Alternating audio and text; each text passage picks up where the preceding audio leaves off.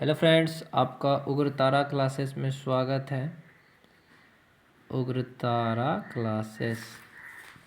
Classes में आपका स्वागत है।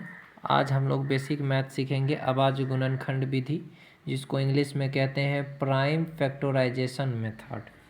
तो पहले एक उदाहरण के द्वारा इसको हम समझते हैं कि पहला क्वेश्चन है एक कि क्या 256 एक पूर्ण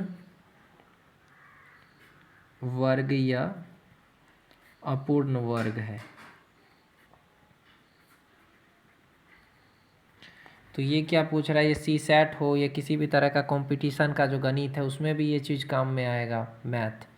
तो क्या पूछ रहा है, क्या 256 एक पूर्ण वर्ग या अपूर्ण वर्ग है। तो चलिए इसको सॉल्व करते हैं। तो पहले 256 का हम लोग निकालेंगे। तो 256 का निकालिए, दुक्का 2 4 2 28 16 128 हुआ। फिर 2 से लगेगा 6, 2 चौके 8 64। फिर 2 से लगेगा 32। फिर 2 से 16। फिर 2 से 8। फिर 2 से 4। फिर 2 से 2। फिर 2 से 1।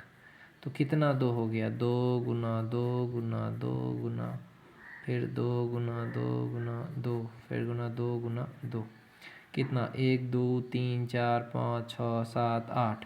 1 2 3 4 5 6 7 8।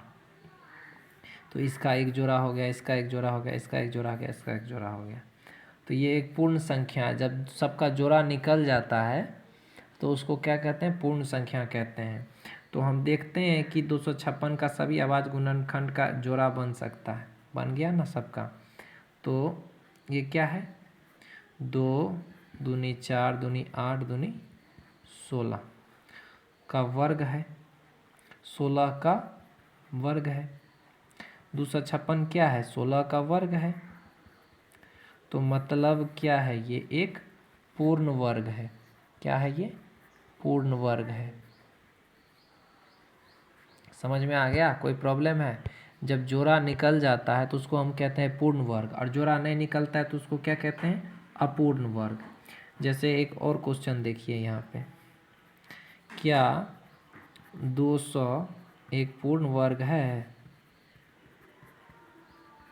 परफेक्ट स्क्वायर इसको अंग्रेजी में कहते हैं, याद रखिएगा। तो 200 का निकालिए, तो 100, फिर 200 का 50, फिर 2 का 25 और 5 का 5। तो यहाँ पे अगर लिखिएगा ना 2 गुना 2 गुना 2 गुना 5 गुना 5, तो 5 का तो जोड़ा निकल गया ना जी, 2 का भी निकल गया। तो ये जो 2 एक ठो रह गया है, रह गया ना एक ठो 2, तो ये अपूर्ण वर्ग कहलाएगा। क्या कहेगा, अपूर्ण वर्ग। ये पूर्ण वर्ग नहीं है क्योंकि 2 का तो जोड़ा रह गया है। तो इसी तरीके से बहुत सारा क्वेश्चन है जो हम आपको बताएंगे धीरे धीरे। हमको लगता है यहाँ तक तो आप लोग समझ ही गए होंगे। अभी एक ठो और सवाल लेते हैं। चलिए एक ठो दो ठो सवाल लेते हैं, एक ठो 400 एक ठो 600। अब हम पूछ रहे हैं कि 400 और 600 जो है वो क्या है, पूर्ण संख्या है या अपूर्ण संख्या है। तो दोनों उठा कर निकाल लीजिए। ऐसे क्वेश्चन दिया रहेगा